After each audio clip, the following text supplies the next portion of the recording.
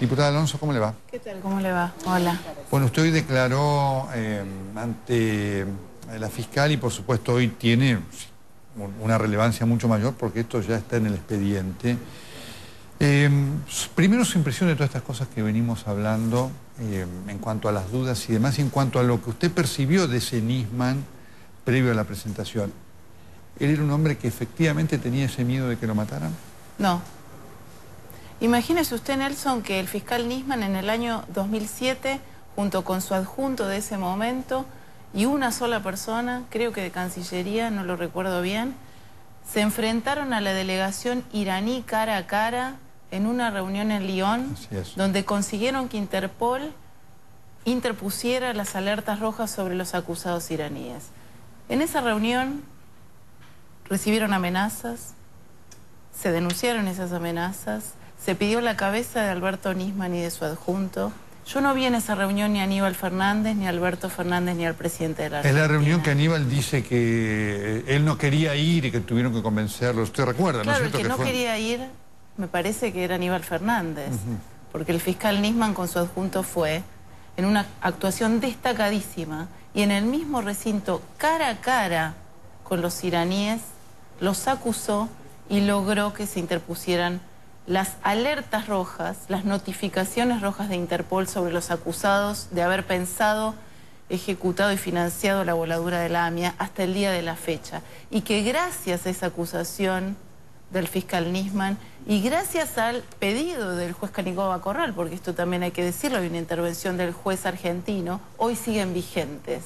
Porque lo que dice Nisman en su denuncia es que toda la negociación o el estofado previo, este encubrimiento que él revela con la prueba que tiene, tenían como objetivo de parte de Irán lograr que esas alertas rojas de Interpol sobre los acusados iraníes cayeran y que esa, según las palabras de Nisman que constan en la denuncia y que lo dijo públicamente, era parte de la concesión o la negociación en la cual había ingresado el canciller Timerman por orden de la presidenta argentina. Correcto. El hecho de que finalmente las alertas rojas no hubieran caído, de lo que usted pudo haber hablado con Nisman, ¿fue lo que llevó a Irán a no aprobar ese memorándum? Está en la denuncia de Nisman. ¿Qué es lo que dice Nisman en términos de fechas en su denuncia?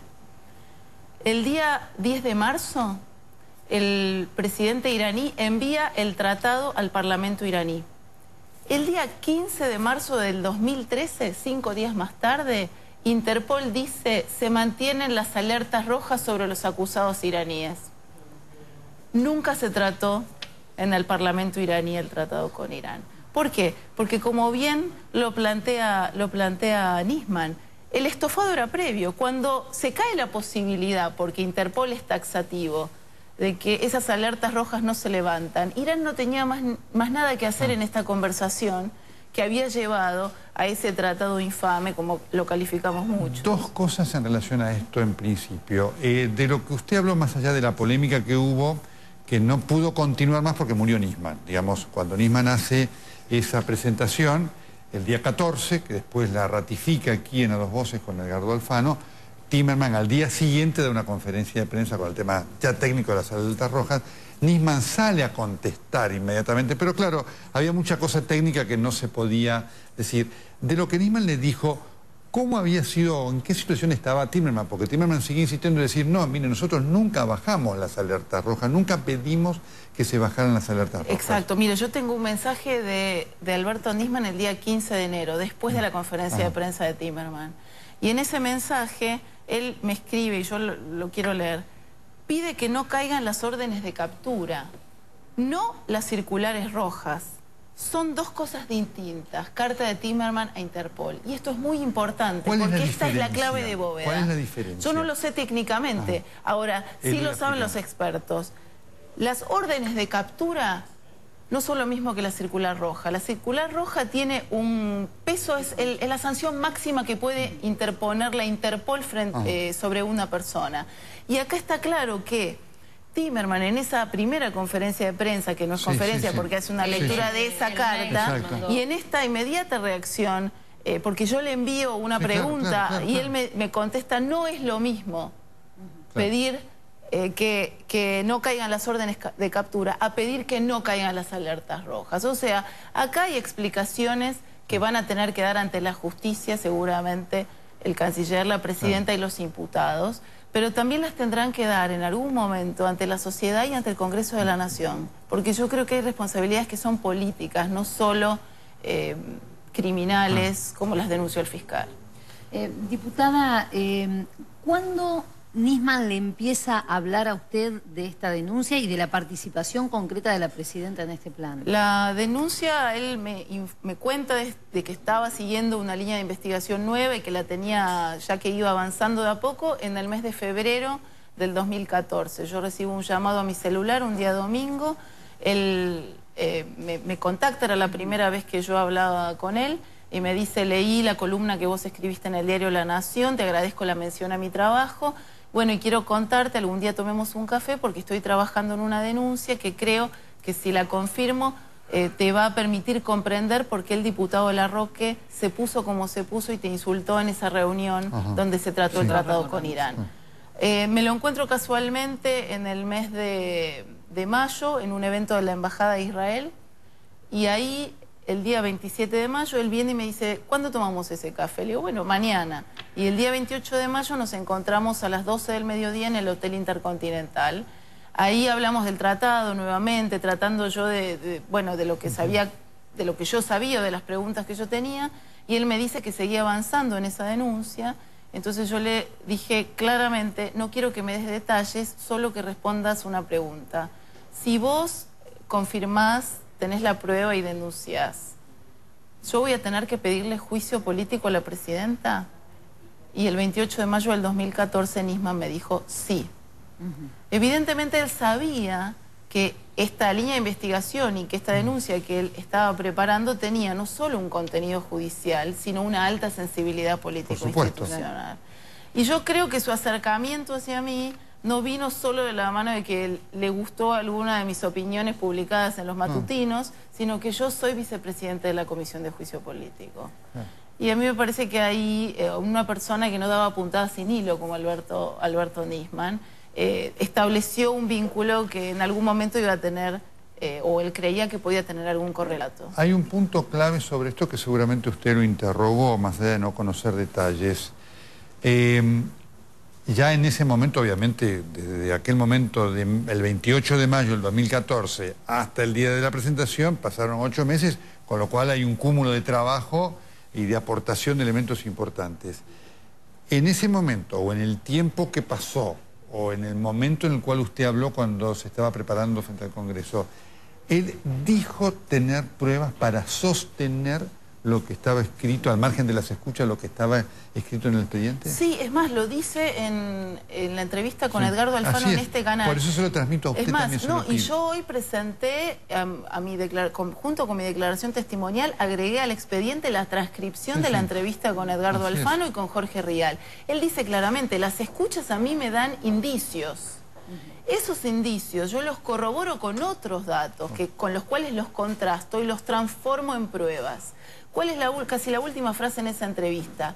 Esté Nisman o no esté Nisman, las pruebas están. O sea que Nisman estaba seguro 100% y que con su denuncia, como todo buen fiscal, mostraba la punta del iceberg. Sí, correcto. Yo ahí, obviamente Nisman no está. Y usted sabe tanto como yo que no es lo mismo, porque efectivamente hay cosas que un fiscal sabe y no vuelca un expediente. Hay cosas que en cualquier causa el fiscal tan sensible se resguarda, ¿no es cierto? Es una hoja secreta que en algún momento, hasta por una estrategia, ¿no es cierto?, hará conocer. Así que la pregunta además es esta.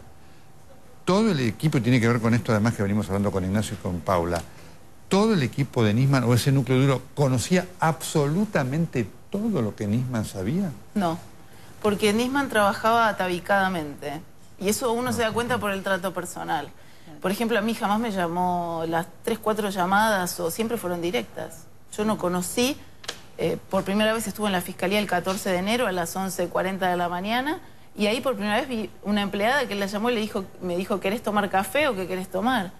O sea, siempre el contacto de él era directo y evidentemente por la información que uno ha obtenido se da cuenta de que no hay nadie que tenga la memoria completa de lo que Nisman tenía hacia atrás y hacia adelante. O sea, ¿qué sabemos? Sabemos que él, por ejemplo, el día jueves me escribe: el lunes voy fuerte con pruebas. El lunes voy fuerte, o sea, el lunes en el Congreso. cual fue hallado muerto. Sí, esto consta en el expediente, yo lo agregué hoy.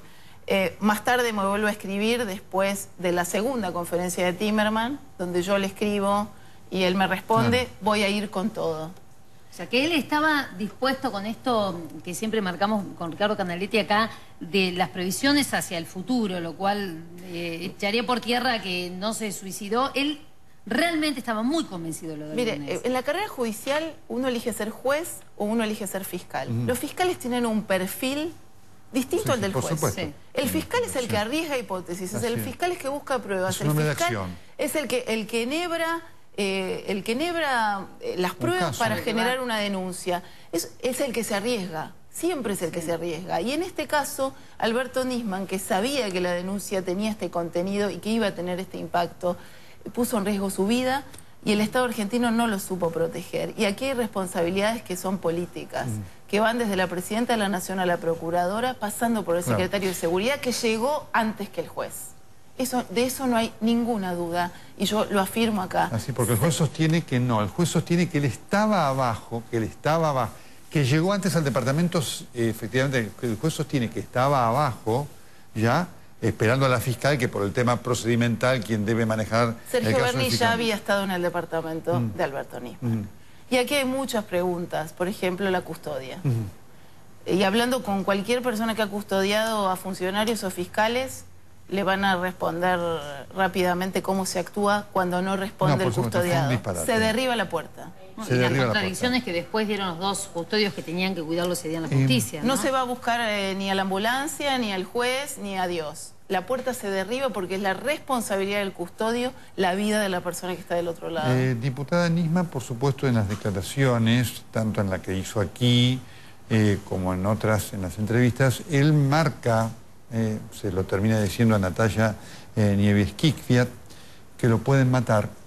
Y además marca también, y esto ha pasado, no digo inadvertido, casi olvidado, no sé si casualmente o no por alguien, marca que puede haber daño a menores, marcando claramente el temor que él tenía sobre sus hijas. Sí, en los 15 minutos que yo estuve a solas con él el 14 de enero, antes de que llegara Patricia Bullrich, y estos son los 4 datos que yo agrego en mi declaración testimonial, yo le pregunto si él tiene miedo, y me dice: yo no tengo miedo por mí, tengo miedo por mis hijas. Esto es una frase que a mí me rebota y la tengo textual, o sea, hay cosas que uno nunca olvida, otras las puede reconstruir. La segunda frase que yo tengo textual es, después de explicarme los ejes de la denuncia, me mira y me dice: Laura, Cristina Kirchner ordenó todo. Les recuerdo que yo soy vicepresidenta de la Comisión de Juicio Político, o sea, no estaba diciendo esto Ante cualquiera. ni gratis. Y después él me dice que la procuradora había recibido en diciembre una actuación donde se le informaba que las amenazas sobre el fiscal Nisman se habían elevado y que ella lo había contactado, él lo dice también en la entrevista aquí, y que ella lo había contactado para ofrecerle más custodia, a lo que él se había negado. Y finalmente me dice: yo sé, tengo información fidedigna de que la procuradora me va a apartar de la UFIAMIA porque el gobierno sabe que yo estuve trabajando en esta denuncia. Y por eso ahora, porque yo le pregunté por qué ahora, estamos el 14 de enero, por eso, por esta razón. Sin embargo, él tenía previsto antes volver, según confirmó la fiscal, ¿no? Esto de que había sacado los pasajes antes para volver a la Argentina. ¿Es una decisión que él había tomado, digamos, con anterioridad a la presentación a la denuncia? ¿Conversaron sobre eso? No, yo no, porque yo recibo su mensaje del 6 de enero, me dice: estoy en Londres en viaje de 15 con mi hija, esta es la semana que viene. Yo fui a un café, ni siquiera hilé que podía tener este tipo, digo, fui a tomar un café y que podía tener alguna información de otra cosa, sinceramente. Y respecto de la custodia, él le mencionó algo, porque hay algo que llama la atención. Él le pide, según el testimonio de la Comarcino, ¿no? Basándonos en esto, le pide un arma porque se sentía inseguro por sus hijas, por si aparecía algún loquito, dijo en algún momento que quisiera hacerle algo. Pero sin embargo, con la custodia había bajado la guardia, o por lo menos eso es lo que parece, porque no los tenía ni siquiera cerca, les dijo que llegaran el otro día. ¿Él le mencionó algo de alguna desconfianza con respecto a la custodia? No, sinceramente no tuvimos oportunidad porque hablamos 15 minutos primero a solas y después se incorporó Patricia Bullrich. Habremos estado 1 hora con él y yo en algún momento salí, después él se levantó y fue a atender llamados telefónicos porque verdaderamente era un momento pico, o sea, dio a conocer a los medios 11:15 y yo 11:40 llegué a la fiscalía, o sea que él estaba muy demandado también telefónicamente y sí recuerdo cuando, bueno, de alguna manera no es que nos echó, pero dijo, bueno, me voy a ir a preparar para la entrevista de esta noche, ¿no? Un tipo muy meticuloso, muy riguroso, un profesional de su trabajo, muy ¿Cuándo habló con él autoexigente. por última vez? Mi último chat fue el día viernes, hubo 2 intercambios, el viernes 16, a las 10 de la mañana y después a las 6 de la tarde. Y había aumentado el nivel de virulencia verbal por parte de los voceros del oficialismo, entonces yo... Correcto, fue cuando Diana Conti dijo sus hijas que se queden tranquilas, que su papá no le va a pasar nada, vamos a ir con los tapones de punta, había toda una ofensiva Eso muy no sé fuerte. si fue el día viernes o fue el día después, pero ya el día, porque yo tengo también toda esta información relevada que la voy a adjuntar al expediente judicial, ya había habido comentarios fuertes, por eso yo le había escrito el día viernes con algunos consejos de cómo asistir a la reunión. Ahora hay otro dato importante, Nelson, que yo lo agregué hoy a la testimonial y lo quiero decir acá. El día domingo nos reunimos Patricia Bullrich, el diputado Pinedo, la diputada Schmidt y con el diputado Negri lo tuvimos en altavoz telefónico. Y dado el tono y el clima de violencia verbal que se había generado de parte del oficialismo alrededor de esta reunión que iba a suceder el día lunes a las 3 de la tarde, nosotros ahí evaluamos este clima y decidimos que el fiscal no iba a ingresar a la comisión.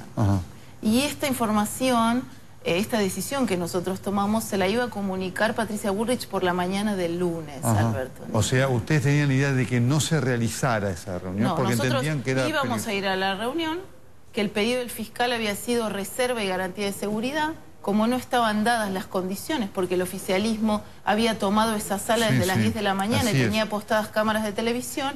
Nosotros habíamos decidido no poner en riesgo ni al fiscal ni a la investigación. Esto es importante lo que usted dice porque obviamente se pierde en el recuerdo. Había el oficialismo que primero dijo que no, después dijo que sí, y efectivamente Julián Domínguez había trabajado para disponer toda una parafernalia mediática, pero mediática destinada no a cubrir, que era una cosa que íbamos a hacer todos, obviamente, sino mediática a ver cómo minaba, obviamente, ellos al fiscal. Ellos querían tenerlo a Nisman sentado ahí para fusilarlo públicamente.